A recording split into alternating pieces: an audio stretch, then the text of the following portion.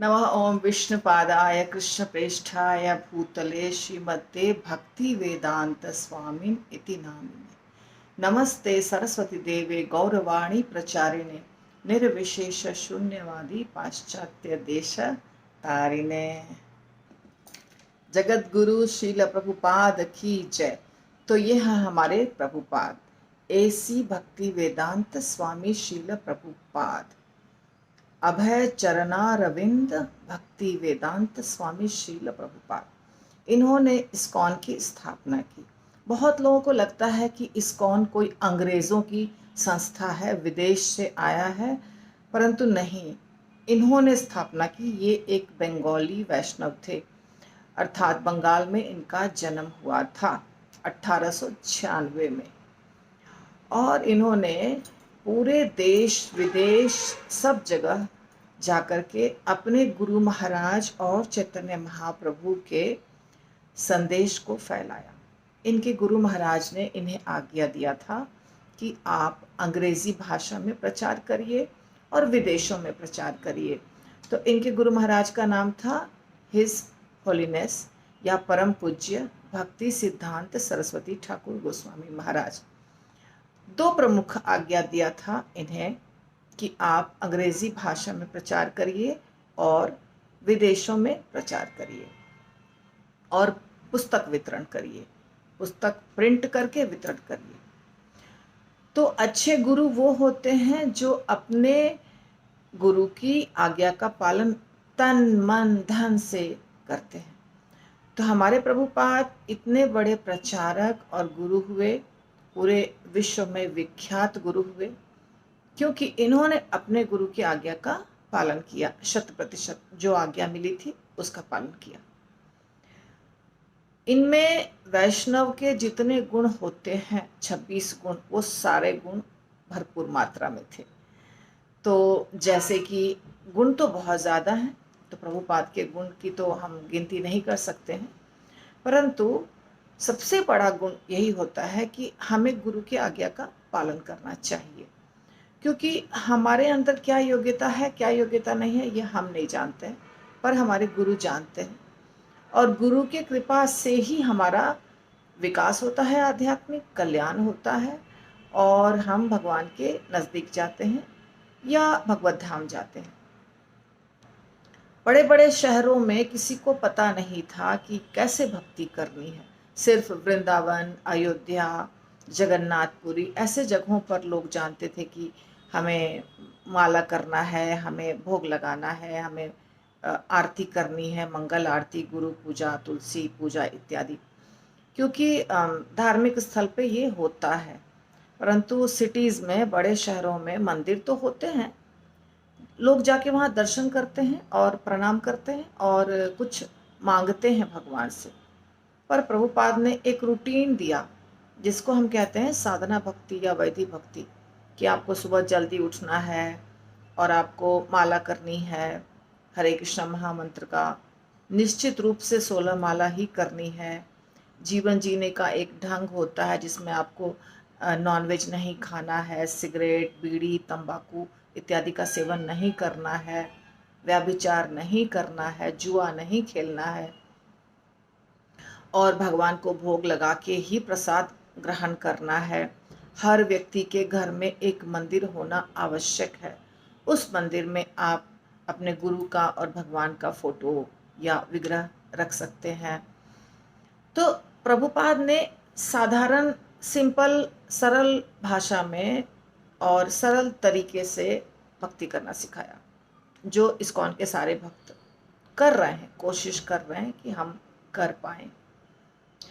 तो जब हम प्रभुपाद के पुस्तकों को पढ़ते हैं, जो इन्होंने लिखा है, बहुत ज़्यादा मात्रा में पुस्तक लिखा है प्रभुपाद ने। श्रीमद् भागवतम का पूरा जो 12 स्कंद है, वो पूरा इन्होंने पहले अंग्रेज़ी भाषा में लिखा और फिर उसका ट्रांसलेशन हुआ। दुनिया के करीब करीब हर भाषा में हो चुका है, चाहे वो उर्दू हो, चाहे वो हिंदी हो, बांग्ला हो, पंजाबी हो, मराठी हो, चाइनीज़, रशियन, हर भाषा में अनुवाद हो चुका है भगवद गीता का, और कुछ भाषाओं में श्रीमद् भागवतम का भी अनुवाद हो चुका है। तो हर व्यक्ति को आराम से प्रभुपाद की पुस्तक मिल जाती है इस्कॉन के सेंटर से, और उसको पढ़ने के बाद व्यक्ति को ये ज्ञान होता है कि मैं कौन हूँ, मेरा भगवान से क्या संबंध है, मृत्यु के बाद हमें कहाँ जाना है। तो ये चीज़ नहीं सुविधा थी पहले, पर ये बनाया प्रभुपाद ने। अगर हम प्रभुपाद का गुणगान दिन भर भी करें तो ख़त्म नहीं होगा इतना ज़्यादा।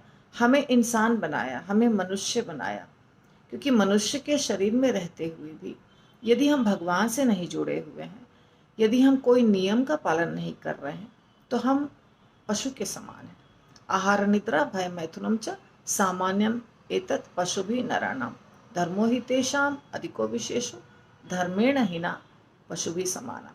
धर्म का पालन यदि हम करते हैं तो हम मनुष्य हैं, और धर्म का पालन नहीं करते हैं तो हम पशु के समान हैं। तो श्रील प्रभुपाद ने हमें धर्म का पालन करना सिखाया। वैसे तो मंदिर में प्रभुपाद के बारे में आज दुनिया के हर इस्कॉन मंदिर में प्रभुपाद को ऑफरिंग दी जा रही है, अर्थात प्रभुपाद का गुणगान किया जा रहा है। सारे भक्त जाते हैं और 3 मिनट 2 मिनट का समय मिलता है, उसमें हमें बोलना होता है। पर मैं नहीं कर पाई, क्योंकि मैंने अपना नाम नहीं दिया था मंदिर में। तो मुझे लगा नहीं, हमें लेट नहीं करना है, गुणगान ही तो करना है, हम YouTube पे कर सकते हैं गुणगान। तो मैं आप लोगों से थोड़ा बहुत कोशिश कर रही हूँ कि शेयर करूँ अपने दिल की बात। तो अब प्रभुपाद की जान है इस्कॉन, क्योंकि प्रभुपाद ने इस्कॉन बनाया है, ठीक है ना। इस्कॉन यानी international society for Krishna consciousness, Hindi में अंतर्राष्ट्रीय कृष्ण भावनामृत संघ। तो ये पूरे विश्व में कृष्ण के नाम को प्रचार करके और हर भक्त को, हर मनुष्य को उससे जोड़ने की संस्था है, जो आज भी चल रही है और बहुत ज़ोर शोर से चल रही है, कोई कमी नहीं है। परंतु फिर भी एक चीज़ मुझे बोलने की बहुत इच्छा है कि प्रभुपाद का शरीर था इस्कॉन। प्रभुपाद यानी प्रभुपाद खुद इस्कॉन ही है समझिए, और उन्होंने इस्कॉन को चलाने के लिए जीबीसी संस्था बना के दे दिया, और 11 वर्ष मात्र प्रभुपाद इस धराधाम पर रहे जब इस्कॉन बन गया। उसके बाद तो 77 में इन्होंने शरीर त्याग दिया वृंदावन में।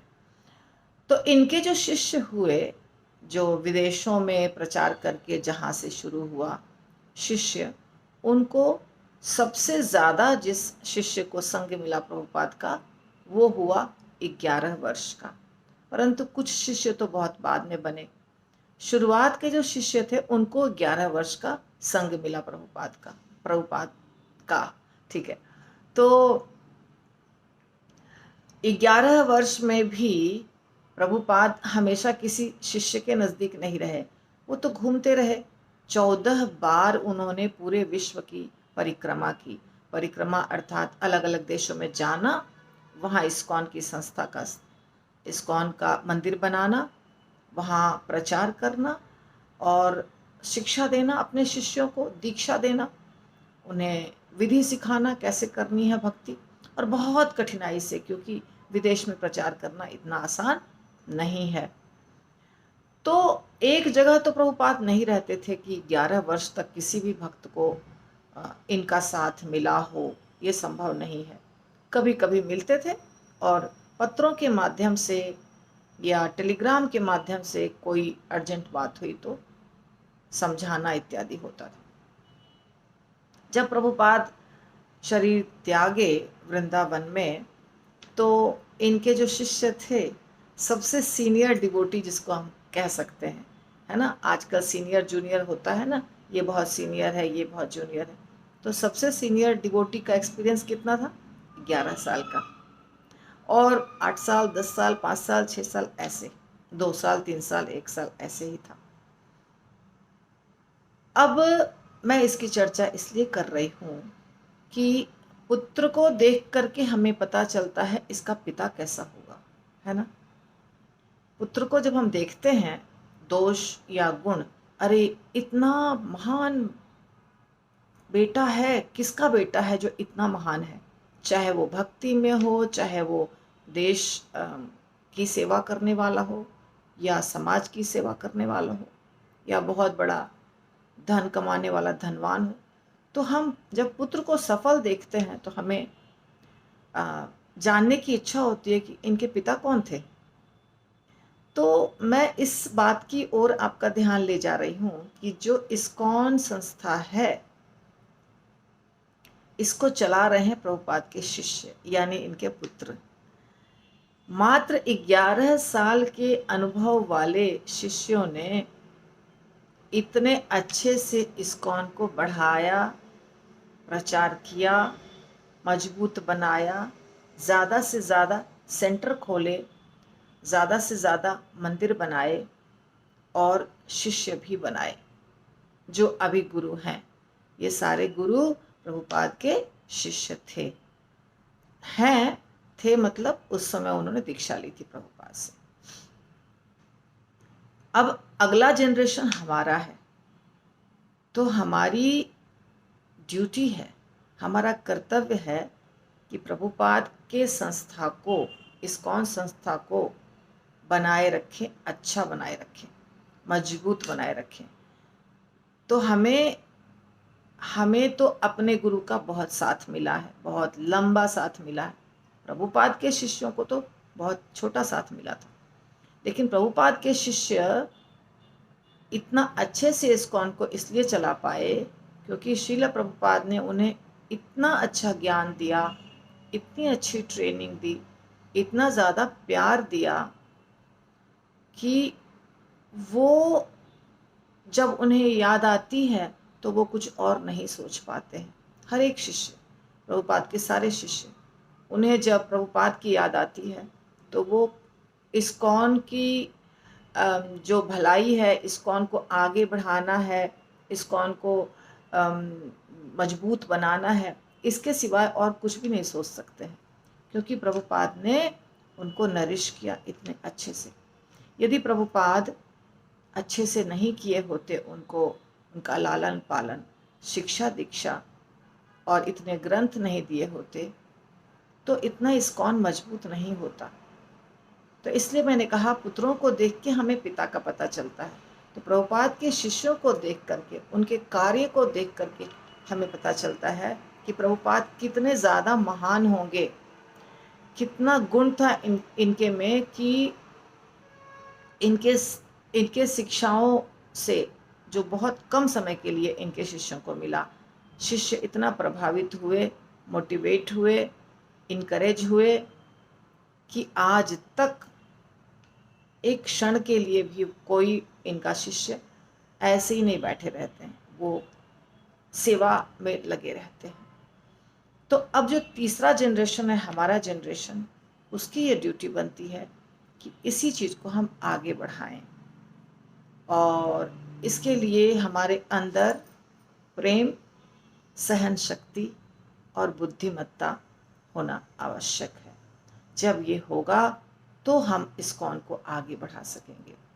आज जब कुछ विवाद होता है सनातन धर्म के ऊपर, कुछ समस्या आती है सनातन धर्म के ऊपर, कोई ऐसा मसला कुछ आगे सामने चला आता है, जैसे द केरला स्टोरी हुआ, फिल्म जो आप लोग सुने होंगे या देखे होंगे, ऐसा कुछ हो जाता है तो सब लोग इस्कॉन की तरफ देखते हैं कि इस्कॉन क्या कर रहा है, क्योंकि इस्कॉन ही एक इतनी बड़ी संस्था है जो पूरे विदेश में फैला हुआ है। गौड़िया मठ भी फैला हुआ है, और भी कुछ संस्थाएं हैं जो बहुत अच्छे से कार्य कर रही हैं, पर सबसे ज़्यादा शक्तिशाली इस्कॉन है। तो मेरी ये आज श्रील प्रभुपाद से मेरी प्रार्थना है कि हमें शक्ति दीजिए, हम सबको शक्ति दीजिए, जितने इस्कॉन के भक्त हैं सबको शक्ति दीजिए, सब एक दूसरे को समझें, एक दूसरे से प्यार करें, एक दूसरे की इज़्ज़त करें, और यूनाइट होकर एकता से इस्कॉन को मजबूत करें, आगे बढ़ाएं। चैतन्य महाप्रभु के संदेश को, कृष्ण के संदेश को और प्रभुपाद के गुरु महाराज जो भक्ति सिद्धांत सरस्वती ठाकुर गोस्वामी महाराज थे, उनके भी संदेश को हम सब तन मन धन से आगे बढ़ा सके। श्रील प्रभुपाद की जय।